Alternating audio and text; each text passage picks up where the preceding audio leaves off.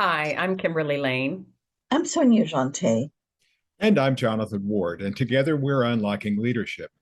We're three experienced executive coaches with very different disciplines. In every episode, we take a question from a real client and provide key insights to address their challenge from our three different perspectives. It's a holistic approach to understanding challenges and opportunities. So let's get down to it. Our question today is from Gabe in Fairbanks, Alaska. Gabe asks, my wife shared that many of her coworkers appear to be worried, yet when she asked them what the source of their worry was, people couldn't define it. What do you advise when there's a prevailing feeling, but not enough information to go on? Sonia, what should Gabe advise his wife? Wow, that's a really good question, Gabe. And it is very disconcerting to have a prevailing feeling and not being able to identify what it's about. So I'm going to just share a few things for consideration. And I'm glad that you used the term worry as potentially what people were primarily experiencing, because here's what I'm going to share with you that I learned like almost 30 years ago from a fellow colleague whose husband was going through some kind of counseling. And they asked her to come and meet with them before they could continue counseling him. And the question that, or the comment that the counselor made to her was, we understand that you worry about him a lot. And she said, yes, I do. And as they said, worry is a wasted emotion because it presumes that there is only the constant thought of things going wrong and no solution. So please don't worry about it.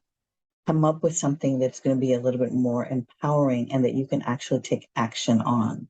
So the first thing I want to say is to recognize that worry in itself is not a helpful place to be because it assumes that there is impending doom or impending something and nothing can be done about it. And so you're just waiting for the other shoe to drop. But encourage people because if they have, I would say that probably in the last couple of years, there has been more events and circumstances that we didn't anticipate, that we didn't expect. So I would say that there's a prevalence of ambiguity that we're all living with, and that potentially when we recognize that certain things are not going to be definable or they need to have more time to process, we can decide that we can put them, if you will, in park and then decide what we can actually address. But I do think it's important, if at all possible, if for people to say, if everybody says, yeah, I'm worried, and just have, whether all of you guys meet in the room or however that you do, create some kind of a list about, so what would be the top 4 things that we're concerned about? Like, let's go around the room. And if everybody can name some things, we can see whether everybody's arriving at the same conclusion that this is the primary thing that we're worried about. So then we can say, so what would be our options in order to address this or take action? You want to move people from uncertainty to the ability to, if you will, plan and have the feeling of empowerment about something. Because staying in that kind of a state is, one of my teachers used to say, when people are in a state of uncertainty, it's incredibly cruel.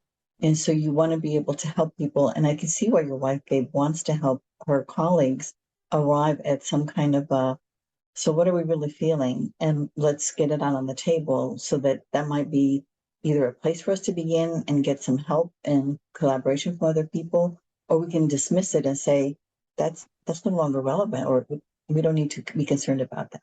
So that's where I'm going to start. What do you guys think?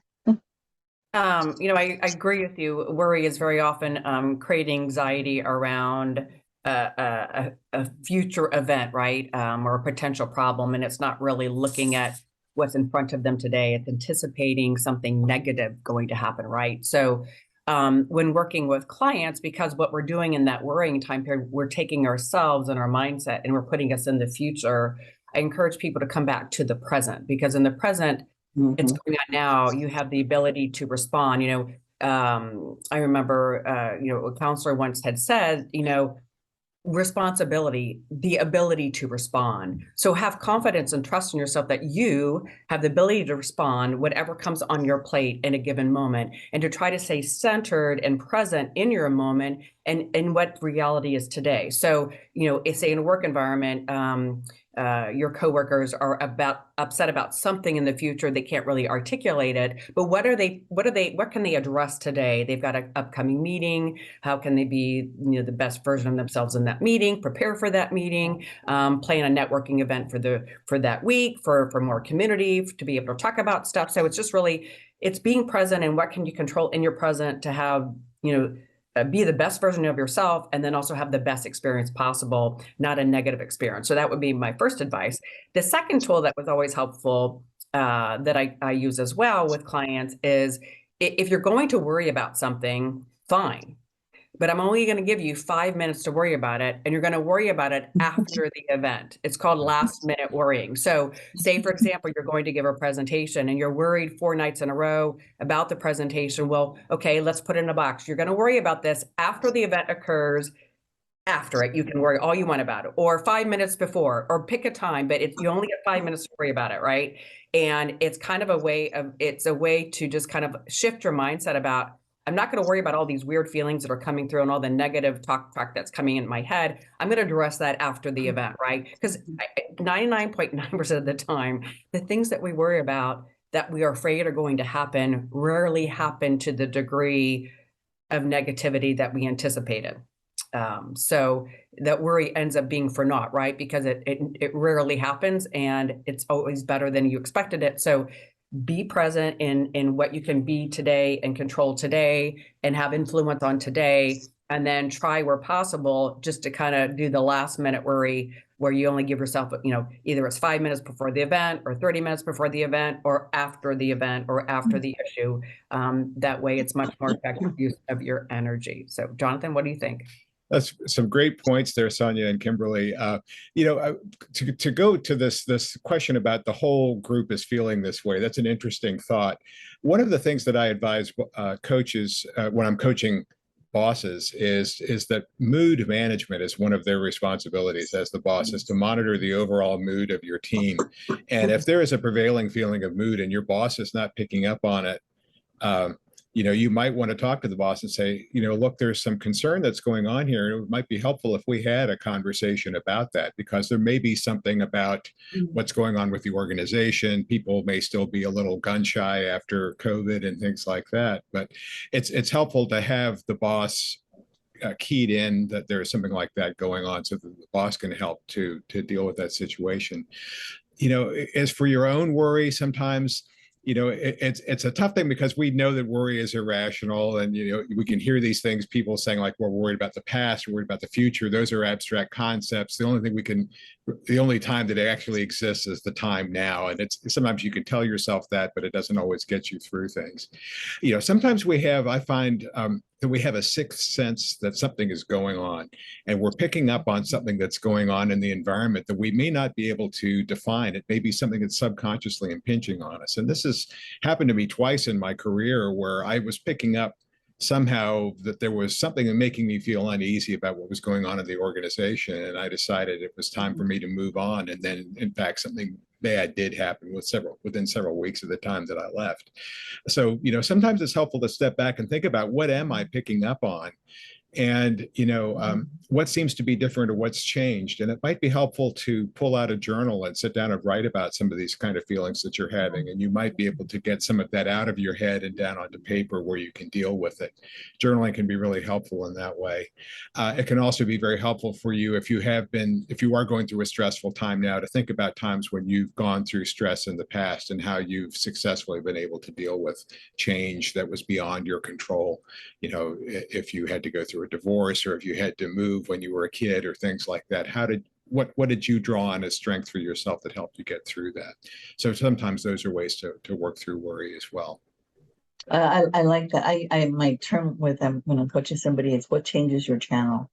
And because I was talking to a leader recently who was sharing that they love their job. They love their job. They really enjoy the position they have, but there are days that they're not happy with their job. And I said, so what do you do? And they said, well, the reason I'm not happy is because in many cases, the feeling of incompletion is what I'm walking away with.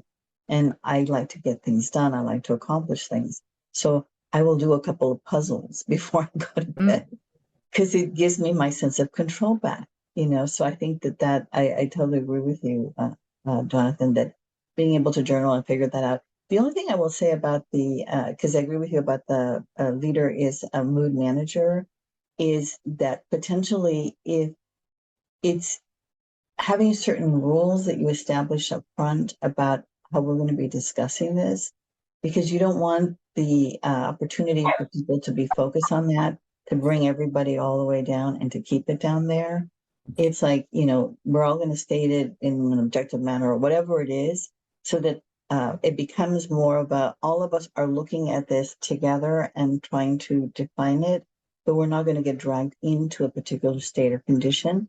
And the focus of this is to get it, and as Kimberly says, being able to put it on the shelf or whatever, so that there is an ability to move on or an ability to get to a new place. Because ideally, supposedly, if we talk about something, we can get it out from in here and in here out there, and it no longer has to be part of us 100%. Yeah, the other thing I would add, that whole leadership as mood manager, I think can be effective, but it also I think can be do the opposite. If you're coming out as, oh, let's be so happy go lucky and everything's all right, yet there's obviously a mood energy that is existing within your team or group, they could take that offensively as if you're not really legitimately caring about what's going on. You're in your own little world and whatever it is. So just be very aware of that. I think too, you guys both had mentioned that sometimes getting the sense that there's a lot of uncertainty going on. People seem a little disconcerted, a little hesitant. What's going on? What's on everybody's mind? What's coming up for you? Without necessarily saying the word worry, but just let's talk about it. Because I think when individuals realize they're not the only ones feeling that way, there's some comfort in that, and the ability. A lot of people like to just talk things through, talk things out, not really expecting an answer. But I think a leader can be a great facilitator of that. Mm-hmm. I agree.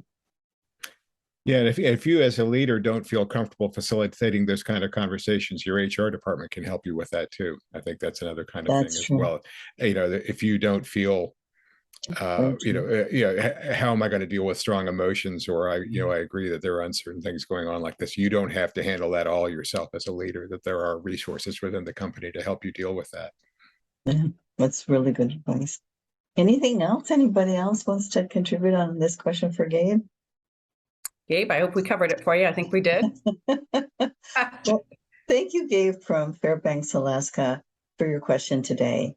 We hope that you, our viewers, and our listeners have a better understanding of how to clarify and handle a prevailing feeling that's not been identified within your environment.